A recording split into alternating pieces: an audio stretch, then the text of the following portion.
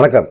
எடப்பாடி பழனிசாமி வந்து பிரதமர் மோடியை சந்திக்கும் போது கையில் ஒரு மனு வச்சுருந்தாரு. அந்த மனுவை கொடுத்து எடப்பாடி பழனிசாமி ஏதோ பேசினார் அப்படிங்கிற மாதிரி இருக்குது. அந்த மனுவில் என்ன எழுதியிருந்துச்சு, மனுவில் என்ன கொடுத்துருந்தாரு அப்படின்னு பார்த்தீங்கன்னா, தமிழ்நாட்டு நலனுக்காக சில கோரிக்கைகளை நான் வச்சுருக்கிறேன் அப்படிங்கிற மாதிரி எடப்பாடி பழனிசாமி தரப்பில் சொன்னாங்க. ஆனால் எடப்பாடி பழனிசாமி அந்த மனுவில் என்ன எழுதியிருந்துச்சு அப்படிங்கிறத சொல்லலை. கண்டிப்பாக வந்து அவர் வந்து கட்சிக்குள்ளே கூட்டணிக்குள்ளே யார் யார் கொண்டு வரணும், அது சம்பந்தமான ஒரு முடிவை தான் அவர் எழுதியிருப்பார் அப்படிங்கிற மாதிரி இருக்குது. ஏன்னா சமீப காலமாக அம்மா மக்கள் முன்னேற்ற கழகம், ஓபிஎஸ் இவங்க 2 பேருமே வந்து எடப்பாடி பழனிசாமி சுத்தமாக ஆகலை. ஓபிஎஸ் வந்து கட்சிக்குள்ளே சேர்க்க முடியான்ட்டார். அதே போல் வந்து டிடிவி தினகரனை வந்து கூட்டணிகளை சேர்க்க முடியான்ட்டார். ஏன்னா அவர் சமீப காலமாக அண்ணாமலைக்கு அப்புறமா அவர் மிகப்பெரிய ஒரு குடைச்சலாக கொடுத்துட்டு இருக்காரு. அதிமுகவில் வந்து கூட்டணி ஆட்சி தான், கூட்டணி கட்சிகளுக்கு ஆட்சி அதிகாரத்தில் பங்கு வேணும் அப்படின்னு சொல்லி அமித்ஷா சொன்னதே, அண்ணாமலை சொன்னதே டிடிவி தினகரன் சொல்லிட்டு இருக்காரு. இது எடப்பாடி பழனிசாமி சுற்றுப்பயணத்தில் வந்து மிகப்பெரிய ஒரு நெருக்கடியை கொடுக்குது. அதை தான் எழுதியிருப்பார். ஆனால் வந்து பார்த்திங்கன்னா ஒரு விவாத மேடையில் ஐயநாதன் வந்து அதை கேட்குறாரு. எடப்பாடி பழனிசாமி ஒரு மனுவை பிரதமர் மோடிகிட்ட கொடுக்குறாரு. ஆனால் அந்த மனுவில் என்ன எழுதியிருந்துச்சுன்னு சொல்ல வேண்டிய ஒரு எடப்பாடி பழனிசாமி இல்லை, அதை வாங்கின பிரதமர் மோடி எடப்பாடி பழனிசாமி இந்த கோரிக்கைகளை வச்சுருக்காரு அப்படின்னு சொல்லணும். ஆனால் அவரும் சொல்லலை, எடப்பாடி பழனிசாமியும் ஒன்றும் சொல்லலை. ஆனால் இதில் என்ன எழுதியிருக்கிறாரு அப்படிங்கிற ஒரு நியாயமான ஒரு கொஸ்டினாக அவர் கேட்குறாரு. ஆனால் அதிமுகவை சேர்ந்த சேலம் மணிகண்டன் அவர் வந்து பாஜகவில் இருந்தவர். அவர் வந்து உடனே என்ன சொல்கிறாரு அப்படின்னா, எடப்பாடி பழனிசாமி பிரதமர் மோடிக்கு லவ் லெட்டர் கொடுத்தாரு அப்படிங்கிற மாதிரி சொல்கிறாரு. எப்படி நீங்கள் வந்து ஒரு மனு கொடுக்குறாரு அதை கடிதம்னு சொல்லுவீங்க அப்படின்னு சொன்னால், ஒரு பேப்பரில் ஒரு பக்கத்தில் எழுதி கொடுத்தா அது கடிதம் தான், அது வந்து எப்படி கட்டுரை ஆகுமா அப்படி இது கேள்வி தான் இருக்குது. சேலம் மணிகண்டன் பேசுகிறதெல்லாம் பார்த்தீங்கன்னா எரிச்சல் வர மாதிரி இருக்குது. எடப்பாடி பழனிசாமி வந்து ஒரு பிரதமர் மோடிக்கு லவ் லெட்டர் கொடுக்குறாரு அப்படின்னு ஐயநாதன் சொன்னாரா? சேலம் மணிகண்டன் தான் சொல்கிறாரு. எடப்பாடி பழனிசாமி அப்படிப்பட்ட நபர் தான், அவர் கொடுத்தாலும் கொடுப்பாரு அப்படிங்கிற மாதிரி ஒரு இதை அந்த விவாதத்தில் கொண்டு போகிறாங்க. சரி, எடப்பாடி பழனிசாமி என்ன கொடுத்தாரு அப்படிங்கிற விஷயத்த வந்து அதிமுக சார்பாக சிலர் வந்து சொல்லிகிட்டு இருக்காங்க. என்ன கொடுத்தாரு அப்படின்னு பார்த்தீங்கன்னா, விவசாயிகளுக்கு வந்து வங்கியில் கடன் கொடுக்குறாங்களா, அந்த சிபில் ஸ்கோரை பார்த்து தான் கொடுக்குறாங்க. அதனால் விவசாயிகளுக்கு வந்து பெருமளவில் பாதிக்கப்படுறாங்க, அந்த சிவில் ஸ்கோரை வந்து எடுத்து விடுங்க அப்படிங்கிற மாதிரி சொல்லியிருக்காரு. ஏன் இதை 4.5 வருஷமாக இப்போ வந்து திமுக ஆட்சியில் இருக்குது, இவர் எதிர்க்கட்சி தலைவராக இருந்தார். அப்போல்லாம் வந்து பிரதமர்கிட்ட போய் நம்ம இது மாதிரி கோரிக்கை வைக்கணும் அப்படிங்கிற எண்ணமே இல்லை. சரி, அதெல்லாம் விட்டுருவோம். நாடாளுமன்ற தேர்தலுக்கு அப்புறம் தானே இப்போ எடப்பாடி பழனிசாமி இப்போ தானே கூட்டணி வச்சிருக்கிறாரு. அமித்ஷா பலமுறை வந்தார், அமித்ஷாட்ட சொல்லியிருக்கலாம், இல்லை பிரதமரை நேரில் சந்தித்து பேசியிருக்கலாம். போய் கூட்டணி தொடர்பான பேச்சுவார்த்தை நடத்துறதுக்கு டெல்லி வரைக்கும் போனவர் தமிழ்நாட்டு மக்களுக்காக, தமிழ்நாட்டுக்காக அவர் வந்து இந்த கோரிக்கைகளை வந்து ஏன் இப்போ வைக்கிறாரு அப்படிங்கிற ஒரு கொஸ்டின் தான் உருவாகுது. அதை தாண்டி பார்த்திங்கன்னா கோதாவரி காவேரி இணைப்பு திட்டத்துக்கு நிதி ஒதுக்குங்க, இதெல்லாம் திமுக வந்து ஏற்கனவே கேட்டுக்கிட்டே இருக்கிற ஒரு விஷயந்தான். அது இல்லாமல் பார்த்திங்கன்னா 100 நாள் வேலை வாய்ப்பு திட்டத்துக்கு வந்து நிதி ஒதுக்குங்க அப்படின்னு சொல்கிறார். 100 நாள் வேலைவாய்ப்பில் வந்து தான் பார்த்திங்கன்னா அதிக அளவில் முறைகேடு நடக்குது அப்படின்னு அண்ணாமலை ஏற்கனவே புள்ளி விவரங்களோட குற்றச்சாட்டுகளை வைக்கிறாரு. அதுக்கு எப்படி ஒரு வந்து நிதி கேட்குறாரு அப்படிங்கிறதே தெரியல. ஏன்னா தமிழ்நாட்டோட மிகப்பெரிய ஒரு மாநிலம் ஊபிக்கே வந்து தமிழ்நாட்டுக்கு கொடுக்குற அளவு கூட அதிக அளவில் வந்து நிதியை வந்து 100 நாள் வேலை வாய்ப்பு திட்டத்துக்கு கொடுத்துருக்காங்க. இதில் திமுக அரசு வந்து முறைகேடு பண்ணியிருக்கு அப்படிங்கிற குற்றச்சாட்டை ஆதாரத்தோடு வந்து அண்ணாமலை சொல்கிறார். அப்படி சொல்லும்போது வந்து அந்த ஒரு முறைகேட்டில் இருக்கிற ஒரு திட்டத்துக்கு வந்து எப்படி வந்து எடப்பாடி பழனிசாமி பணம் கேட்கலாம் அப்படிங்கிற மாதிரி ஒரு கொஸ்டினை இப்போ கேட்க ஆரம்பிச்சிட்டாங்க. அதை தாண்டி பார்த்தீங்கன்னா எடப்பாடி பழனிசாமியோடு சேர்ந்து போன அமைச்சர்கள், முன்னாள் அமைச்சர்கள் இருக்காங்களா, அதில் குறிப்பாக பார்த்தீங்கன்னா கேபி முனுசாமி, எஸ்பி வேலுமணி, திடீர்னு நத்தம் விஸ்வநாதனை வேறு கூட்டிகிட்டு வந்திருக்காங்க. இவங்க ஒரு 4 பேருமே போய் பார்த்துருக்குறாங்க. வரிசையில் இருந்து நின்று தான் ஜி.கே. வாசன், எப்படி எஸ்சி சண்முகம், அதே போல் தான் இவங்களும் சந்தித்து பேசிட்டு வந்திருக்கிறாங்க. ஆனால் பார்த்தீங்கன்னா ஏன் இவர் வந்து கேபி முனுசாமி விட மாட்டேறாருன்னா, இவருக்கு அந்த பகுதியில், இவர் இருக்கிற பகுதியில், இவர் போட்டி போட போகிற பகுதியில் வன்னியர்கள் அதிகமாக இருக்காங்க. கேபி முனுசாமிக்கு ஒரு முக்கியத்துவம் கொடுத்தா தான் இவங்களுக்கு வந்து அந்த ஓட்டு உழுகும் அப்படிங்கிற ஒரு நம்பிக்கையில் இருக்காங்க. அதிமுகவினர் வந்து கேபி முனுசாமிக்காக எப்பயுமே ஓட்டு போட மாட்டாங்க. அதே சமுதாயத்தை சேர்ந்த மக்களாக இருந்தாலும் ஓட்டு போட மாட்டாங்க. ஆனால் கேபி முனுசாமிக்கு ஒரு அசைன்மெண்ட் கொடுத்துருக்குறாங்க. என்னன்னு கேட்டிங்கன்னா, பாமகவை எப்படியாவது வந்து அதிமுக கூட்டணிகளை கொண்டு வரணும். ஏன்னா சிவி சண்முகம் கடந்த முறை வந்து ஃபெயிலியர் ஆகிட்டார். நீங்கள் வந்து சட்டமன்ற தேர்தலுக்குள்ளே அவங்கள வந்து கூட்டணிக்குள்ளே கொண்டு வாங்கன்னு சொல்லியிருக்காரு. இவரும் உறுதி கொடுத்துருக்காரு. நான் சொன்ன ராமதாஸ் கேட்பார் அப்படின்னு சொல்லி இவரும் உறுதி கொடுத்துருக்காரு. இவர் உறுதி கொடுத்தாலும் இவரை கைக்குள்ளே வச்சுக்கணும் அப்படிங்கிற ஒரு எண்ணத்தில் தான் எங்கே போனாலும் ஒரு முக்கியத்துவமாக அவரை கூப்பிட்டுக்கிறாரு. ஏன்னா அவர் பாஜக வேணாம், பாஜகவோட இனிமேல் கூட்டணி கிடையாதுன்னு சொன்ன ஜெயக்குமாருக்கு அப்புறம் கேபி முனுசாமி அதிக அளவில் வந்து பேட்டி கொடுத்துருக்கிறாரு. அவர் வந்து இன்றைக்கி பாஜகவோட கூட்டணி வைக்கிறது, பிரதமர் சந்திக்கிறது, அமித்ஷா சந்திக்கிறது எல்லாமே எடப்பாடி பழனிசாமியோடு சேர்ந்து இவரும் போகிறாரு. அப்படிங்கும்போது இவரும் வந்து இதை அக்செப்ட் பண்ணிக்கிட்டாரு அப்படிங்கிற மாதிரி தான் தெரியுது.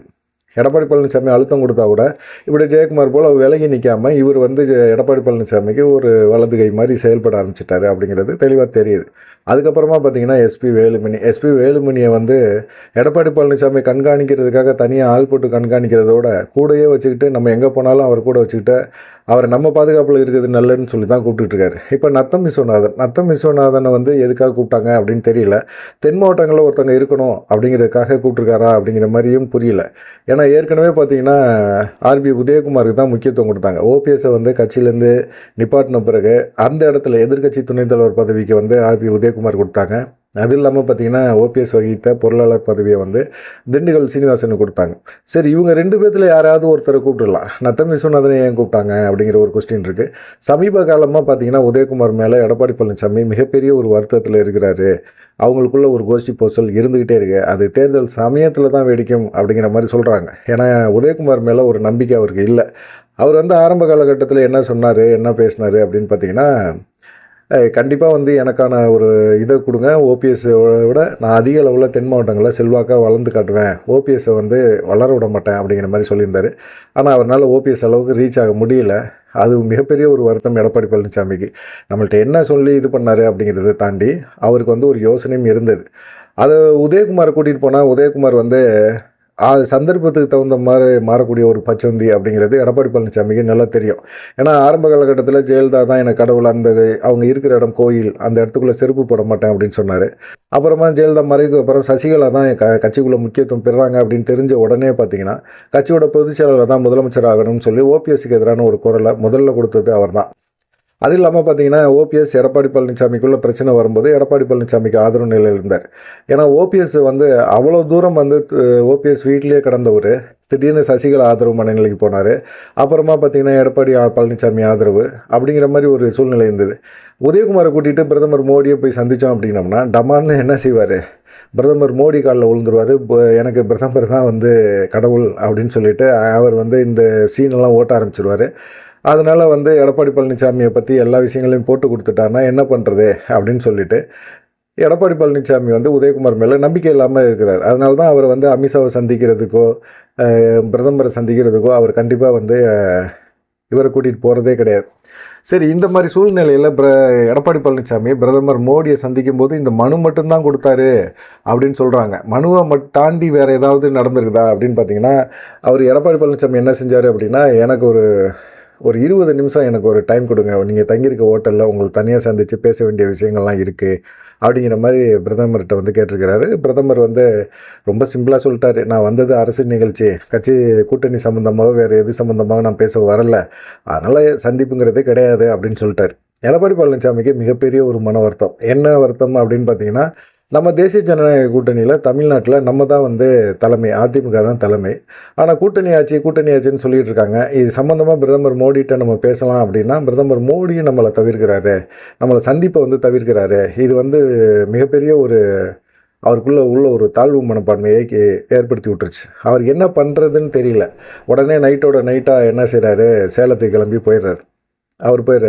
ஆனால் பிரதமர் மோடிக்கு நல்லாவே தெரியும், ஓபிஎஸ்ஸை வந்து சந்திப்புக்கிறதுக்கு ஒரு அப்பாயின்மெண்ட் கேட்டிருந்தார். ஓபிஎஸ்ஸுக்கு வந்து அவங்க முதல்ல வந்து கொடுத்துருந்தாங்க. முதல் செட்டில் இதில் வந்து அவர் வந்து ஓபிஎஸ்ஸை சந்திப்பு அப்படிங்கிறது வழி அனுப்புகிறவும் வரவேற்கவும் அவருக்கு ஒரு முக்கியத்துவம் கொடுத்துருந்தாங்க. ஆனால் வந்து எடப்பாடி பழனிசாமி அப்படி ஒரு சந்திப்பு நிகழ்ந்தால் கண்டிப்பாக வந்து என்னை வந்து கட்சிக்குள்ளே இருக்கிறவங்களும் கூட்டணி கட்சிக்காரங்களும் யாருமே என்னை மதிக்க மாட்டாங்க. நான் நினைக்கிறது நடக்கணும். அப்போ தான் வந்து அதிமுக தலைமையில் தேசிய ஜனநாயக கூட்டணி இருக்குது அப்படின்னு சொல்லி அதிமுகவினர் நம்புவாங்க. அதனால் வந்து நீங்கள் ஓபிஎஸ் சந்திக்கிறது வந்து நடந்துச்சு அப்படின்னா எங்களுக்குள்ளே வந்து ஒரு பிரச்சனை வரும். அதிமுக வந்து பாஜக கூட்டணியில் இருக்கிறதா வேணாமா அப்படிங்கிற ஒரு முடிவுக்கு நாங்கள் எடுக்க வேண்டிய ஒரு கட்டாயத்துக்கு வரும் அப்படின்னு சொல்லிட்டு அவருக்கு தெரிஞ்ச மத்திய அமைச்சர்லாம் இருக்காங்க, அவங்க மூலமாக பிரதமர் மோடிக்கு தெளிவுபடுத்தியிருக்கிறார். அதில் குறிப்பாக பார்த்தீங்கன்னா மத்திய மந்திரி யார், பியூஷ் கோயல் தான். பியூஷ் கோயல் மூலமாக அவர் சொல்லியிருக்கிறார். ஆனால் ஓபிஎஸ்க்கு முக்கியத்துவம் கொடுக்கக்கூடாது அப்படிங்கிறது வந்து இவங்க கொடுத்த அழுத்தத்தினால ஓபிஎஸ் கொடுக்கல.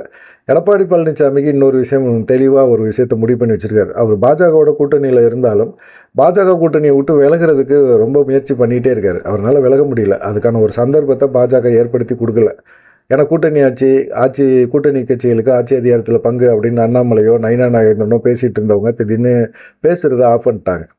ஆனால் பாஜக வந்து எந்த சூழ்நிலையிலையும் வந்து எடப்பாடி பழனிசாமி எஸ்கேப் ஆக பார்க்குறாரு, அவர் விடக்கூடாது அப்படிங்கிற எண்ணத்தில் தான் இருக்கிறாங்க. அதனால் இப்போ பிரதமர் மோடி சந்திப்பு அப்படிங்கிற ஒரு விஷயத்தில் வந்து எடப்பாடி பழனிசாமிக்கு அப்பாயின்மெண்ட் கொடுக்கல அப்படின்னா, எனக்கு வந்து ஒரு கூட்டணி கட்சி தலைமையில் நான் தான், அப்படி இருக்கிறப்போ எனக்கு முக்கியத்துவம் கொடுக்கல அப்படிங்கிற ஒரு காரணத்தை சொல்லி கூட்டணிக்குள் வந்து விலகிறதுக்கான வாய்ப்பு இருக்குது அப்படின்னு சொல்லி தான் பாஜக வந்து எடப்பாடி பழனிசாமியை சந்திக்க ஓகே கொடுத்துருக்குறாங்க. அதே சமயத்தில் ஓபிஎஸ் சந்திக்கக்கூடாதுன்னு எடப்பாடி பழனிசாமி அழுத்தம் கொடுத்தனால தான் ஓபிஎஸ்ஸை சந்திக்கிறதையும் நிராகரிச்சிட்டாங்க. இந்த மாதிரி சூழ்நிலையில் தான் பார்த்திங்கன்னா அண்ணாமலை செய்தியாளர் சந்திப்பில் வந்து இந்த கேள்வியை கேட்குறாங்க. எப்படி வந்து ஒரு கட்சியில் வந்து அவர் தொடர்ந்து வந்து பாஜக தேசிய ஜனநாயக கூட்டணிக்கு ஆதரவு தெரிவிச்சுக்கிட்டு இருக்க ஒரு மனுஷனை இப்போ வந்து இப்போ நிராகரிச்சிட்டாங்களே அப்படின்னு கேட்கும்போது அவருக்கு வந்து என்ன பண்ணுவாருன்னு தெரியல. அவர் வந்து இப்போ மாநில தலைவரும் கிடையாது. அவர் மாநில தலைவர் வந்தால் ஏதாவது ஒன்று சொல்லிக்கிளே ஓபிஎஸ் சந்திக்கிறதுக்கான ஒரு ஏற்படுத்தி கொடுத்துருப்பாரு. ஜிகே வாசன் சந்திக்கிறாரு, ஏசி சண்முகம் சந்திக்கிறாரு, ஏன் ஓபிஎஸும் லைனில் நின்று சந்திச்சுட்டு போகிறாரு அப்படிங்கிற மாதிரி ஒரு இதை முடிவு எடுத்திருப்பார். ஆனால் இன்றைக்கி இருக்கிற மாநில தலைமையில் ஏன் எடப்பாடி பழனிசாமி கூட வந்து கட்டுப்பட்டு போகிறாங்க அப்படிங்கிற விஷயமே புரியல. அதனால தான் வந்து பார்த்திங்கன்னா அவர் என்ன சொல்லிட்டாருன்னா, ஓபிஎஸ் அண்ணன் வந்து பிரதமர் மோடியை சந்திக்கிறதுக்கான ஒரு நேரம் கேட்டிருந்தாரா அப்படிங்கிறதே எனக்கு தெரியாது. ஒரு யூகத்தின் அடிப்படையில் இதை பேசுறதுக்கும் நான் விரும்பலை அப்படின்னு சொல்லிட்டு சிம்பிளாக வந்து அதை கடந்து போயிட்டார். இது வந்து கண்டிப்பாக அண்ணாமலைக்கு தெரியாமல் இருந்திருக்காது, தெரிஞ்சிருக்கும். அண்ணாமலைக்கு தெரியாமல் எப்படி ஒரு விஷயம் நடக்க போகுது தெரிஞ்சிருக்கும். ஆனால் வேறு வழி இல்லை, அவரால் இதெல்லாம் பேச முடியாது அப்படிங்கிற ஒரு சூழ்நிலையில் தான் அவர் இருக்கிறாரு அப்படிங்கிறது தெரியுது. சரி, இப்போ வந்து என்ன நடக்க போகுது அப்படிங்கிறது ஒரு சூழ்நிலை.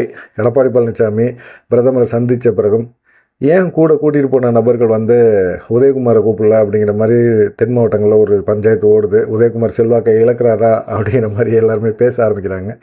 இதை தாண்டி பார்த்திங்கன்னா இப்போ சிவகங்கை மாவட்டத்தில் அதிமுக எம்ஜிஆர் இளைஞரணி துணை செயலாளர் வழக்கறிஞர் மணிமாறன் அப்படிங்கிறவர் ஒரு போஸ்ட் ஓட்டியிருக்கார். பேசுவோர் பேசட்டும், அதிமுக தலைமையில் எத்தனை கட்சிகள் கூட்டணிக்கு வந்தாலும் கூட்டணியை தவிர கூட்டணி ஆட்சி என்ற பேச்சுக்கே இடமில்லை, அதிமுக தனிச்சே ஆட்சி அமைக்கும் அப்படிங்கிற மாதிரி அவர் ஒரு போஸ்டர் அடித்து ஒட்டியிருக்கிறார். இது வந்து பார்த்திங்கன்னா சிவகங்கை பகுதியில் ஒட்டியிருக்கிறார். அதனால் பார்த்திங்கன்னா என்னடா அந்த பகுதியில் இப்படி ஒட்டியிருக்காங்களே அப்படின்னு சொன்னாலும் எடப்பாடி பழனிசாமி தனி பெரும்பான்மையில் வெற்றி பெறட்டும், அதுக்கப்புறமா பார்த்திங்கன்னா ஆட்சி அமைக்கட்டும், அதுக்கப்புறமா கூட்டணி கட்சிகளுக்கு ஆட்சி அதிகாரத்தில் பங்கு கொடுக்குறாரா அப்படிங்கிறத பார்க்கலாம். கூட்டணி ஆட்சிகளோட ஒற்றுமையில் தான் வந்து இவர் ஆட்சி அமைக்க முடியும் அப்படிங்கிற ஒரு சூழ்நிலை வரும்போது இவர் கூட்டணி கட்சிகளுக்கு கொடுக்க முடியாது அப்படின்னு சொல்ல முடியாது. ஆனால் எடப்பாடி பழனிசாமி பிரதமர் மோடி சந்திப்பில் அவர் டைம் கேட்டதுக்கு பிரதமர் மோடி வந்து அதை வந்து கொடுக்கல அப்படிங்கிற ஒரு கோபம் அவருக்கு இருக்குது. அதனால் நைட்டோட நைட்டாக கிளம்பி சேலத்துக்கு போயிட்டார் அப்படிங்கிற மாதிரி சொல்கிறாங்க. நீங்கள் என்ன நினைக்கிறீங்க? ஓபிஎஸ்ஸுக்கான முக்கியத்துவத்தை கொடுக்க மாட்டேறாங்க, ஓபிஎஸ் தனியாக போகிறாரு, தனியாக கட்சி ஆரம்பிக்க போகிறாரு அப்படிங்கிற மாதிரி சொல்கிறாங்க. ஆனால் நேற்று நைட்டே பார்த்திங்கன்னா ஓபிஎஸ்ட்ட பாஜகவில் முக்கியமான தலைகள் எல்லாம் பேசியிருக்காங்க அப்படிங்கிற மாதிரி தெரியுது. பார்க்கலாம் என்ன நடக்கும் அப்படின்னு சொல்லி. நீங்கள் என்ன நினைக்கிறீங்க அப்படிங்கிற ஒரு விஷயத்த மறக்காமல் கமெண்ட் பண்ணுங்கள். நன்றி, வணக்கம்.